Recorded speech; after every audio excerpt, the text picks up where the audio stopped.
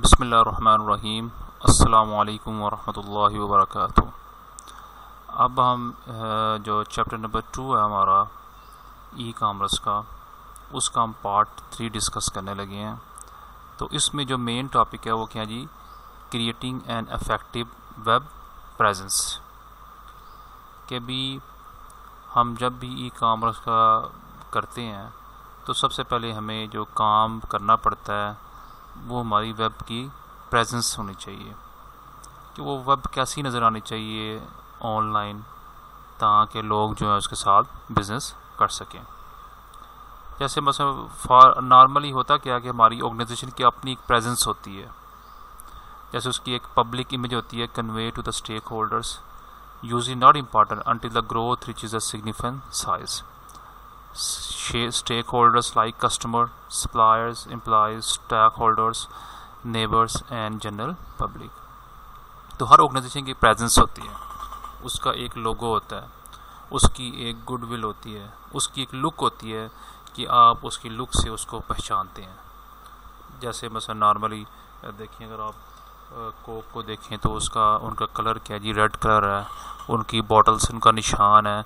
तो आपको उनकी जितने भी आउटलेट हैं, जितने भी उनकी गाड़ियाँ हैं, उनके आपको नज़र आती है। तो ये क्या है जी, ऑर्गेनाइजेशन की प्रेजेंस है रियल लाइफ में। लेकिन जब हम वेब की बात करते हैं तो ज़ाहिर बात है, वेब तो एक वर्चुअल प्लेस है, जो चीज़ हमें नज़र नहीं मसलन नॉर्मली नज़र नहीं आती, तो हमें वेब पे भी वैसी ही प्रेजेंस क्रिएट करनी होती है। अगर हम ऐसी वेब प्रेजेंस क्रिएट नहीं करेंगे तो हम जो है ई कामर्स में अच्छा बिजनेस नहीं कर सकेंगे।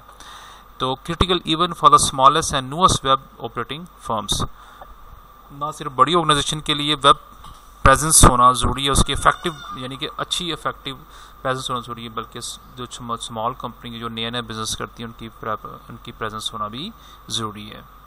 इसी तरह जब हम बात करते हैं कि एक बिजनेस होता है, उसकी फिजिकल स्पेस होती है, फोकस वेरी स्पेसिफिक ऑब्जेक्टिव होते हैं, और image not image driven, must satisfy many business needs and often fail to convey a good presence. तो हर बिजनेस की एक अपनी फिजिकल स्पेस भी होती है। जैसे मसलन आप किसी भी स्टोर पे जाते हैं तो वहाँ पे आपको डिफरेंट प्रोडक्ट नज़र आती हैं, आप उनको देख सकते हैं, आप उनको पकड़ सकते हैं। तो ये सब भी क्या होती है, फिजिकल उसकी स्पेस पे होती है। लेकिन जब हम वेबसाइट पे जाते हैं तो बाज़ दफ़ा हमारी ये स्पेस डिक्लेयर करना हमारे लिए मुश्किल हो जाता है, और बाज़ दफ़ा हमारे लिए क्या जी बड़ा आसान भी हो जाता है। तो इसलिए दोनों मसले हैं कि जब आप ई कामर्स के थ्रू जाएं तो आप कोशिश करें कि आप उसकी जो फिजिकल स्पेस है उसको भी अच्छी तरह से डिफाइन कर सकें। तो web business sites intentionally create distinct presence. Good website design provides effective image creation features and effective image enhancing features. तो जो हमारी ई कामर्स से हमें थोड़ा सा ये फ़ायदा हो जाता है कि हम इमेज को क्रिएट कर लेते हैं, इमेज के फीचर्स को बढ़ा लेते हैं, उनको इन्हांस कर लेते हैं, और चीज़ों को बेहतर तरीके से भी प्रेजेंट कर सकते हैं। तो यानी कि एक तो हमारी होगी कि ऑर्गेनाइजेशन की नॉर्मली जो प्रेजेंस होती है, और दूसरी उसकी क्या जी, फिजिकल प्रेजेंस। तो ये दोनों हम ई कामर्स के थ्रू बेहतर भी कर सकते हैं। लेकिन बाज़ मसला भी आता है, अगर अच्छे ब्रांड हैं तो उनकी जिस तरह के ब्रांड वो फिजिकली में नज़र आते हैं बाहर, वो ऑनलाइन कैसे नज़र आएंगे, तो ये हमारा बहुत बड़ा हमारे लिए क्या आता है, चैलेंज होता है। तो इसलिए पहले हम जब भी कोई वेबसाइट बनाते हैं तो कोई भी ई कामर्स का काम करते हैं तो पहले हम उसके ऑब्जेक्टिव्स देखते हैं कि हमारे ऑब्जेक्टिव्स क्या हैं। ऑब्जेक्टिव क्या होते हैं normally, attracting website visitor, keeping visitor to stay and explore, convincing visitor to follow side links to obtain information, यानी creating an impression consistent with organisation desire image. तो हमारी कोशिश क्या होती है, यहाँ नॉर्मली कोई भी वेबसाइट है या ई कामर्स साइट है, उसके गोल्स क्या हैं कि विजिटर उस पर आते रहें, उस पर स्टे करें, उस पर इंफॉर्मेशन हासिल करें, और जो चीज़ें हमें वेबसाइट पर नज़र आती हैं वो जो ऑर्गेनाइजेशन की इमेज है उसके साथ क्या जी वो मैच करनी ज़रूरी है। And building a trust relationship with the visitors and reinforcing positive image about the organisation. और हम ये कोशिश करें कि हमारी पॉजिटिव इमेज जाए ई कॉमर्स के through, and encourage visitor to return to the site, और विजिटर को इनकरेज किया जाएगा तो बार बार इस साइट पे आएँ ताकि परचेज़ करें और चीज़ों को देख सकें। यानी कि ये क्या जी, नॉर्मली इतने ये गोल्स होंगे तो आपकी ई कॉमर्स की साइट्स चलेगी। अगर आप अपनी ई कॉमर्स के ऐसे विजिटर को अट्रैक्ट नहीं कर पा रहे, वो आपकी वो साइट पे स्टे नहीं कर पा रहे, इंफॉर्मेशन नहीं ले रहे, तो फिर क्या होगा, कभी आप अपनी ई कॉमर्स को अच्छे तरीके से नहीं चला सकेंगे। फिर क्या जी, making web presence consistent with the brand image, कि जो आपकी ब्रांड इमेज है उसके मुताबिक उसको कंसिस्टेंट होना चाहिए, उसके मुताबिक होना चाहिए। Different firm establish different web presence goals. For example, Coca Cola website pages usually include trusted corporate image, Coke bottle, and image traditionally position as a trusted classic.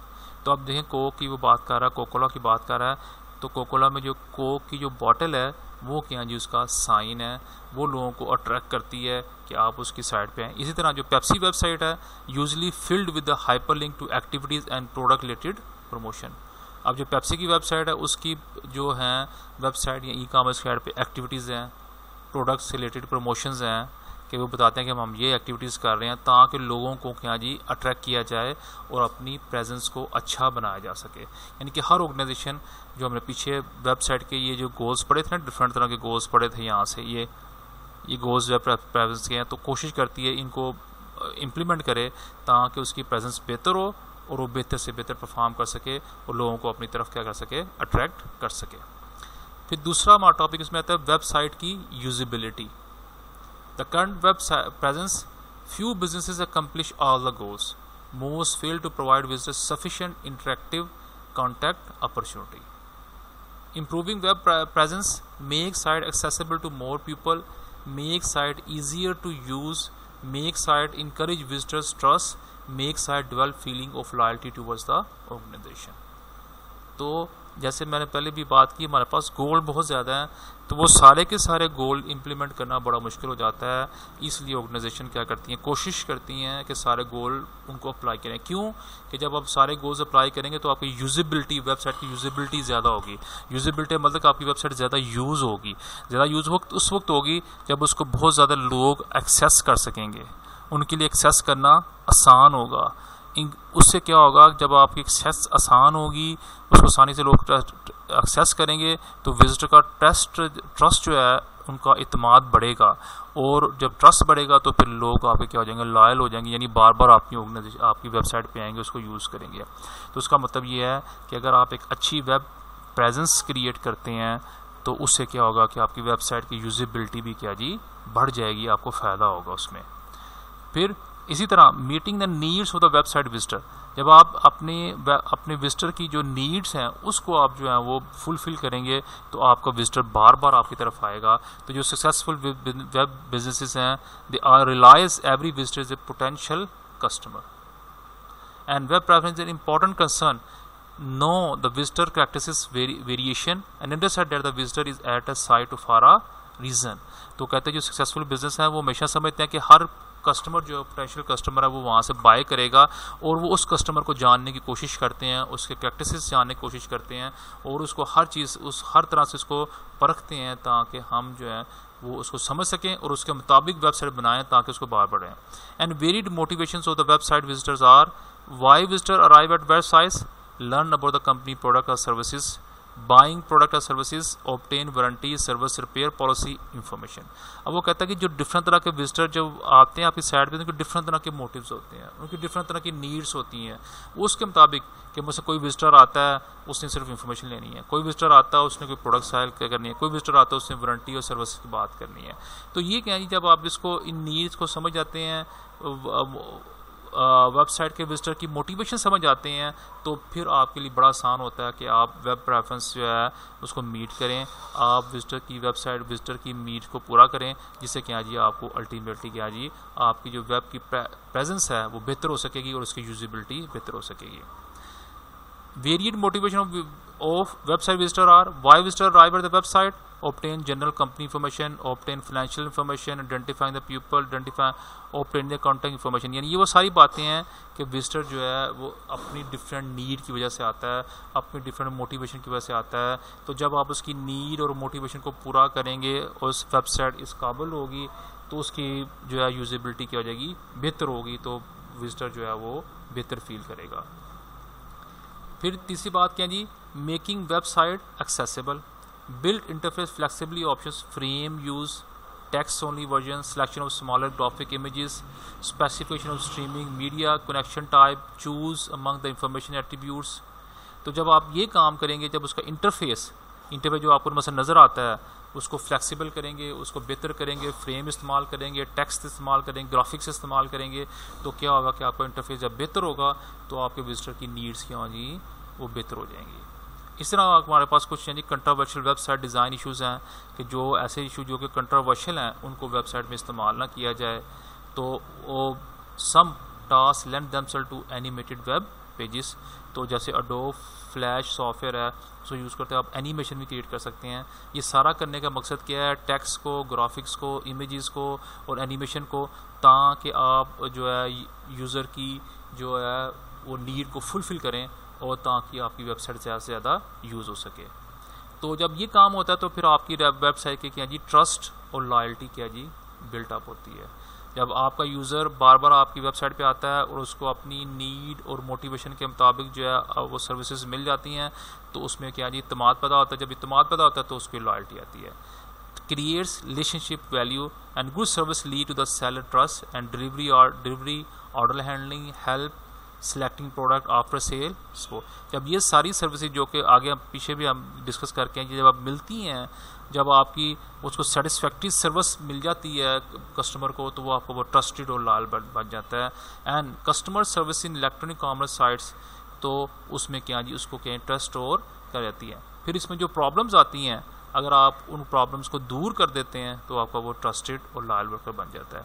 यानी कि बेसिकली हमने बात क्या की है, हमने बात ये बेसिकली पीछे बात करते आ रहे हैं हम कि भी हर जो बिज़नेस है उसकी एक ऑर्गेनाइजेशन की प्रेजेंस होती है, एक उसके बिज़नेस की फ़िज़िकल स्पेस होती है। जब आप ई कॉमर्स बनाते हैं तो आप इन दोनों चीज़ों को अच्छी तरह से एड्रेस करते हैं। जब आप उसको एड्रेस करते हैं तो फिर आप जो है आपकी जो वेब की प्रेजेंस है उसके जो गोल्स हैं वो मीट होते हैं। जब उसके आपके गोल्स मीट होते हैं तो फिर आपकी वेबसाइट क्या होती है, यूज़ होती है।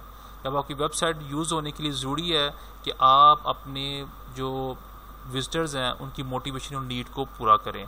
जब उनकी मोटिवेशन नीड को पूरा करते हैं तो फिर आपका जो कस्टमर है वो लॉयल और ट्रस्टवर्दी हो जाता है और आपके साथ चलता है और आपके साथ आगे बढ़ता है और आपकी जो बिज़नेस है वो सक्सेसफुल क्या जी ऑपरेट होता है।